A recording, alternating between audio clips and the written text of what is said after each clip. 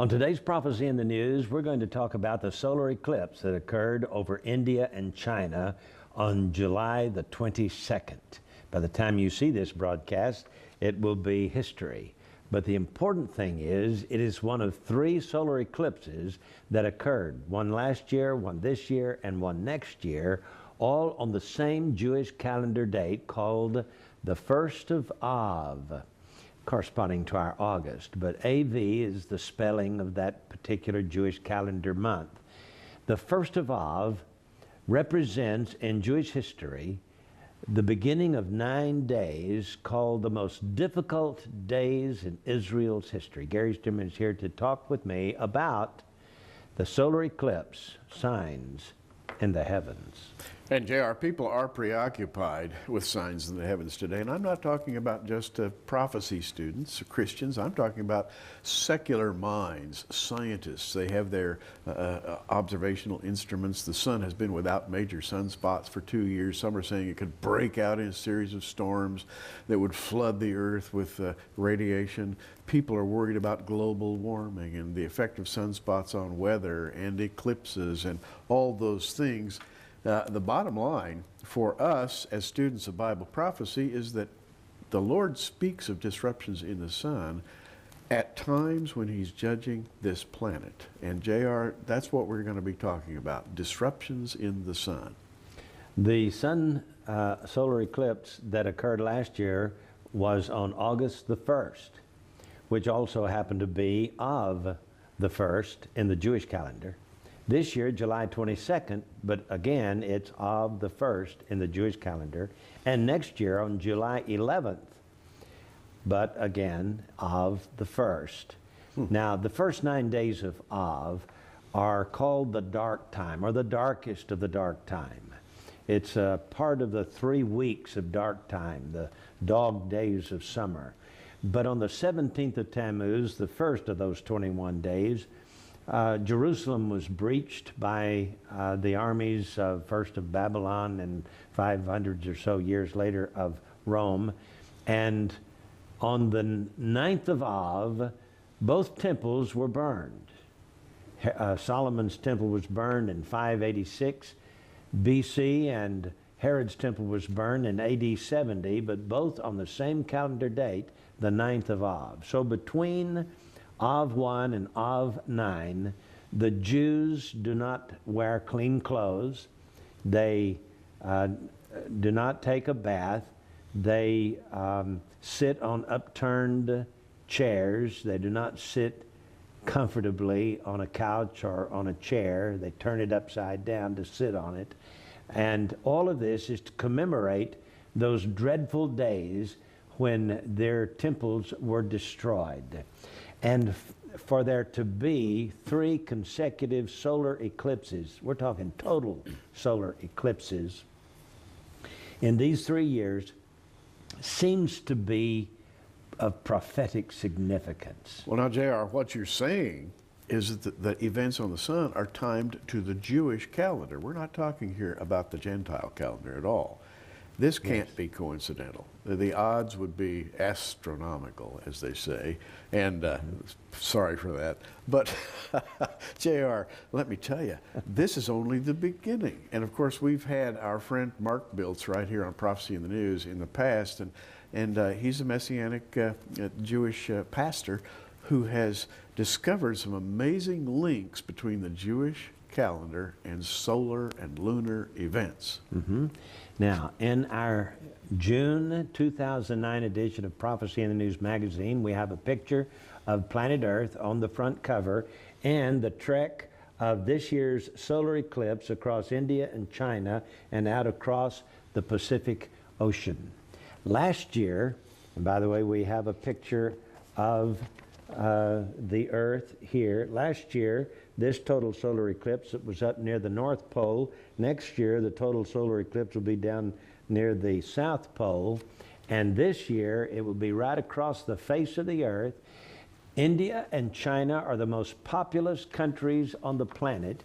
Therefore, this time, this solar eclipse will be seen by more people of the human race than any eclipse in the history of mankind. They will be watching, and by the way, when this total solar eclipse moves from India across China, there will be 6.6 minutes of total darkness so that the stars will come out. Can you imagine such a thing? Well, that's this solar eclipse. This one evidently is important, Gary. On July the 7th, just 2 weeks prior to this solar eclipse, there was a total lunar eclipse as well, a blood moon. So we've got both the moon being affected and the sun being affected within 2 weeks of each other. Gary, it's got to be prophetic. It has to be prophetic because these events are linked to the Jewish calendar. Now, J.R., I mentioned Mark Biltz a minute ago, and Mark Biltz began to note some links between the Jewish calendar and astronomical events in the sun and the moon.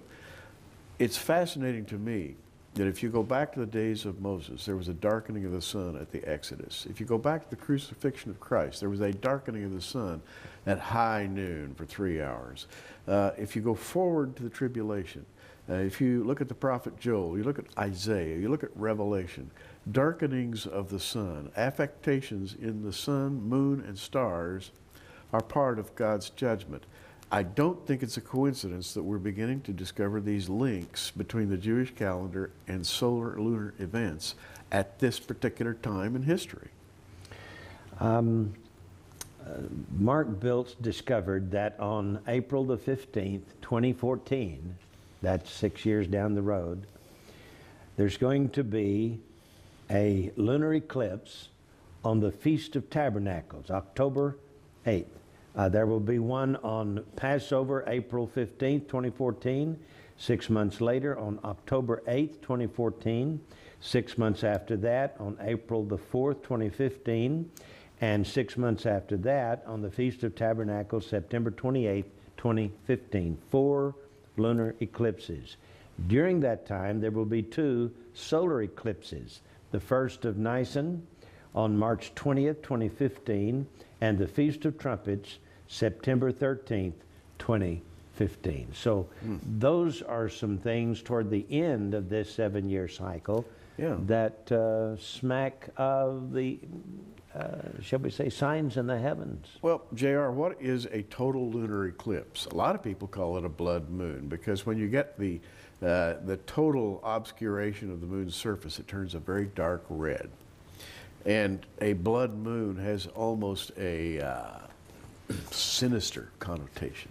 And indeed it should. Here's what strikes me. What you mentioned a minute ago is 4 of these blood moons, Passover, Tabernacles, Passover, Tabernacles.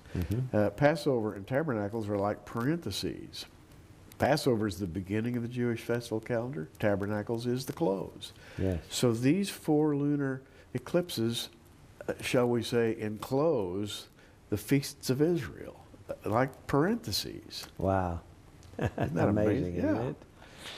Well, let's look at Joel. Joel's prophecy talks about these possible solar or lunar eclipses. And by the way, when the sun turns black and the moon turns its blood, does not necessarily mean it has to be an eclipse. It could be some kind of astronomical catastrophe, something being thrown into the sun. And indeed, there are scriptures that sound like that possibility in the book of Revelation when the sun is smitten. That's kind of like, let's see, the Greek word on that means Struck. Struck. So, nevertheless, some of these times when the sun is turned into darkness and the moon into blood could be solar and lunar eclipses. Let's look at Joel chapter 2, for example. And Gary, we have here the words opening, "Blow ye the trumpet in Zion, and sound an alarm in my holy mountain." The day of the Lord is coming. It's nigh. It's near. It's a day of darkness and gloominess, a day of clouds and thick darkness. This sounds like a war. And in fact, C.I. Scofield wrote that it could be Armageddon. Hey, it could be the war at the beginning of the tribulation period, or before the tribulation period at Yeah. the battle of Gog and Magog. Very well could be, because what Joel says is, for the day of the Lord cometh, for it is nigh at hand. In other words, it hasn't happened yet, but it's very close. Yeah. And we're talking about before the tribulation here as he writes this. Wow. So in verse 10 it says, the earth shall quake before them, the heavens shall tremble, the sun and the moon shall be dark, and the stars shall withdraw their shining, and the Lord shall utter his voice before his army. His camp is very great, for he is strong that executeth his word, for the day of the Lord is great and very terrible, and who can abide it? Gary, this blowing the trumpet in Jerusalem, that could be sirens, you know? Yeah, well, it could be. In fact, before we began to roll the tape on this program, JR and I were talking, and he said, you know what that sounds like to me? It sounds like sirens. And you know, I hadn't even thought of this, JR, but a modern air raid or storm siren is nothing more than a trumpet that rotates. And That's so right. this could be it. And actually, it sounds like it. Listen to this. Blow the trumpet in Zion. This is Joel 2:15. Sanctify a fast, call a solemn assembly, gather the people, sanctify the congregation, assemble the elders, gather the children and those that suck the breast. Let the bridegroom go forth out of his chamber and the bride out of her closet. Let the priests and the ministers of the Lord weep between the porch and the altar, and let them say, spare thy people, O Lord, and give not thine heritage to reproach, that the heathen should rule over them, the Gentiles should rule over them, and that they should say among the people, where is their God? And then it says, verse 20, that the Lord will remove far off from you the northern army. Now, Gary, this sounds like the invasion of Gog and Magog. Indeed it does. The coalition of troops mentioned by Ezekiel is always referred to as a northern invasion. It even uses the Hebrew word for northern when Ezekiel talks about it. And he says the uttermost parts of the north, which means as many people as you can collect from the northern hemisphere get together and come down and invade Israel. Gary, look at that 20th verse there and give us your take on it. And the 20th verse, but I will remove far off from you the northern army, and will drive him into a land barren and desolate, with his face toward the east sea. Now, JR, what's the east sea? Is it the Dead Sea? I'm not sure, because to go east into a land barren and desolate suggests going all the way over to Saudi Arabia and the Persian Gulf, which would be an eastern sea. Indeed, the Arabian desert is barren and desolate. It is, very much so. It says his hinder part toward the utmost sea. We know that that's going to be the Mediterranean. So what we have here is an invading army from the north, and he says, I'll drive them eastward into the barren areas. Now, this is not all. He says, and his stink shall come up, and ill savor shall come up, because he hath done great things. In other words, he's going to fall, drop to the desert, and rot. And you know, JR, Ezekiel uses that very same language, that there will be bodies everywhere that will have to be collected over a long period of time. So it's very possible that Joel is talking about that event. Now, Joel continues in this chapter to talk about pouring out his Spirit upon upon all flesh, and your sons and daughters shall prophesy, your old men shall dream dreams, your young men shall see vision. And we know that that occurred, at least partially, on the day of Pentecost, Acts chapter 2. But Gary, the connotation here is that this is a future event as well. And this, to me, sounds like the sealing of the 144,000, you know, and the Spirit of God being poured out upon the Israeli nation. Well, let's put out, excuse me, let's put out one more point here before we really begin to discuss this. And we go to verse 31 of Joel chapter 2. The sun shall be turned to darkness, the moon into blood, before the great and terrible day of the Lord come. Now, we're talking about a pre-tribulational event here. So all of these events prior to the tribulation, this would be the time when armies are beginning to mount their forces, are coming together, coalescing, It's a time when the Bible says, according to Malachi, that Elijah is going to come back. It's time when there will be disruptions in the sun, moon, and stars, all before the tribulation. So with the lunar eclipse on the 7th of July and the solar eclipse on the 22nd of July, it is possible that we are moving pretty quickly into the buildup of the Battle of Gog and Magog. In fact, Iran keeps rattling its sabers and threatening to wipe Israel off the map. I want to read to you a news article that I picked up from Reuters news agency today. Netanyahu advisor raises the MAD, that's mutually assured destruction, nuclear scenario. This article says Israel must have tremendously powerful, that's in quotes, weapons to deter a nuclear attack or destroy an enemy that dares to launch an atomic strike, a senior advisor to Prime Minister Benjamin Netanyahu was quoted on Thursday as saying. National Security Advisor Uzi Arad, in comments to the Haaretz newspaper, appeared to allude to what is widely believed to be Israel's own nuclear arsenal and a standing policy of mutually assured destruction. He warned other countries that they could bring about their own devastation if they launched an attack. Israel has never confirmed that it has atomic arms, but in excerpts on Haaretz's English language website of an interview to be published Friday, that's today when we're making this broadcast, by the way, Arad said he feared that if Iran became a nuclear power, 5 or 6 other states in the Middle East would follow suit. He called such a prospect a nightmare for Israel. He said the defensive might we have must be improved and become tremendously powerful and create a situation in which no one will dare to realize the ability to harm us, Arad said. If they do dare, we will exact a full price so that they too will not survive. Israel has 3 German-made submarines that are widely assumed to carry nuclear missiles. One of the submarines set sail this week from the Mediterranean by way of the Suez Canal to Israel's Red Sea port of Eilat last week, in what officials called a signal to Iran of the long reach of its arsenal.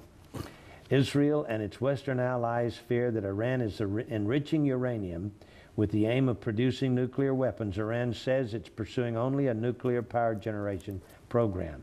In 2006, Reuters interviewed then Vice President Shimon Peres, currently Israel's president, who said Iranian President Mahmoud Ahmadinejad, who has called for Israel to be wiped off the map, should bear in mind that his country also could be destroyed.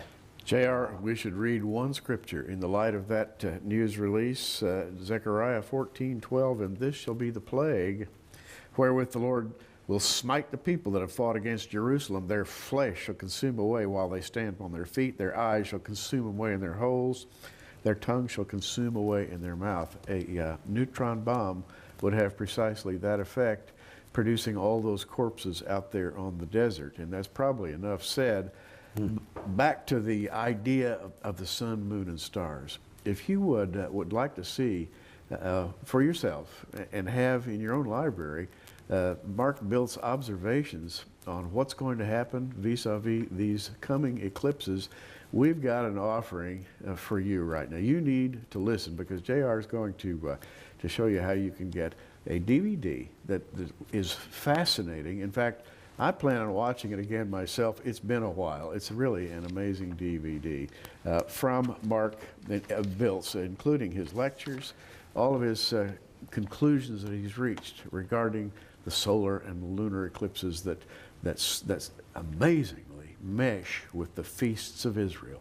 Yeah, and this is it too, as you held it there. This is $24.95 from our ministry called The Feasts of the Lord by Mark Biltz, and you get a bonus DVD in his lecture where he talks about these solar and lunar eclipses that are coming up, not only last year, this year, and next year, but then in the year 2014, 2015, and the conclusion of this sabbatical cycle. in those years. And so it's $24.95. Call the phone number at the bottom of your screen and order it from us today, will you? I think you'll really love it. You will understand much, much better why this is so powerful for us. And by the way, get this month's magazine, the July 2009 issue of Prophecy in the News, and read about the great total solar eclipse of 2009 and these other eclipses from last year and next year. It's our cover story of the magazine. The magazine is $2.95. We'll pay the postage to send it to you. Or if you order this, we'll include it in the package if you will ask for it. Be sure to ask for it when you call 1-800-475-1111, the phone number at the bottom of your screen. Order it today, will you? And by the way, I'd like to see you get our magazine for the next year. You can subscribe for $34.95 and receive a free bonus. 4 books that we have written, and these 4 books, a $48 value. As you can see, they're not booklets. They are full books. And these books can be yours absolutely free if you will subscribe to Prophecy in the News for the next 12 months. Guardians of the Grail and the Men Who Plan to Rule the World. They Pierced the Veil and Saw the Future. Hidden Prophecies in the Song of Moses, and The Mystery of the Menorah, that's the 7 golden candlesticks, and The Mystery of the Letters of the Hebrew Alphabet. They're fascinating, a fascinating study. These 4 books can be yours free if you will subscribe to Prophecy in the News. So when you call, order the Feasts of the Lord and order the subscription for the next year to our magazine, Prophecy in the News. I hope you will.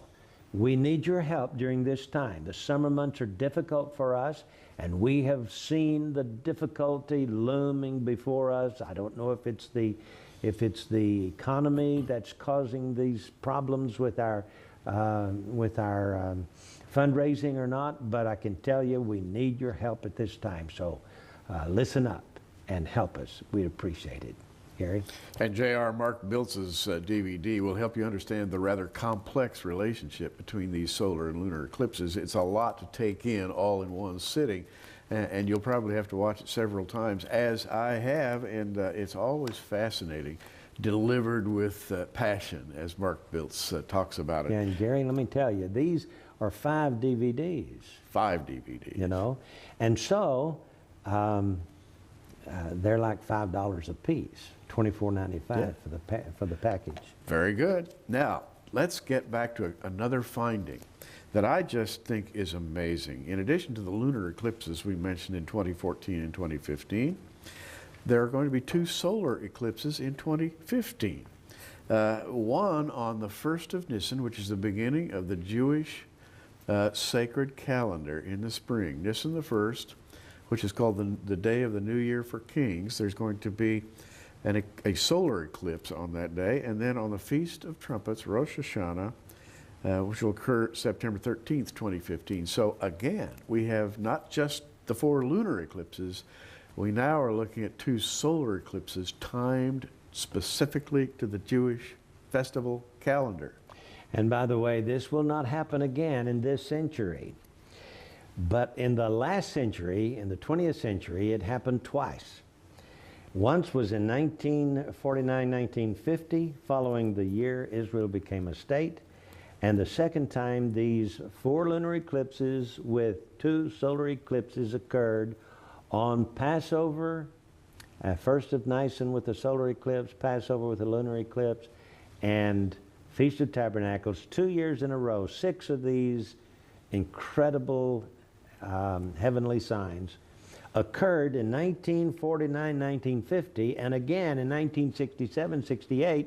That was 67, the year Israel liberated Jerusalem. Gary, this is astounding that those should be near those dates of historical significance for Israel. Yes. And then one more time in 2014, 2015. That's amazing. If they marked important dates in the past, the assumption is they will mark an important transitional period for Israel in the future. The next transitional period mentioned in prophecy has to do with the invasion of Israel by the Northern Army, a nuclear war. It has to do with Israel's defeat of its enemies and the rise of the Antichrist and the world powers. JR, we cannot be too far away from this. Yeah.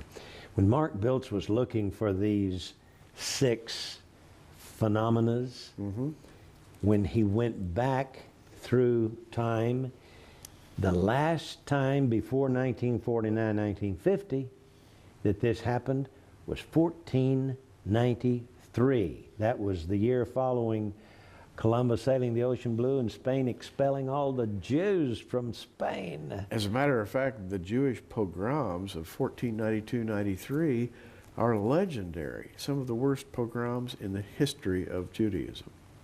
Now, we've got this solar eclipse that occurs before, at least the sun turning dark and the moon turning into blood, before the great and terrible day of the Lord come. Gary, let's talk about in the tribulation and at the end of the tribulation period. What scriptures do we have there? You know, we're talking disruptions in the sun, and we certainly have adequate evidence from Isaiah, from Joel, that there's going to be some kind of solar disruptions prior to the tribulation.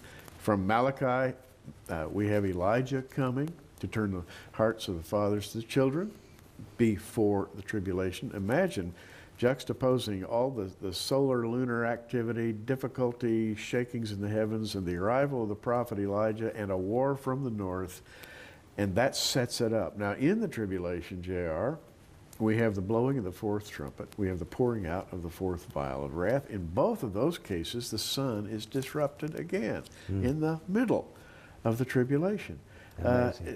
These are not coincidences. The Bible definitely links darkenings or disruptions of the sun with judgments.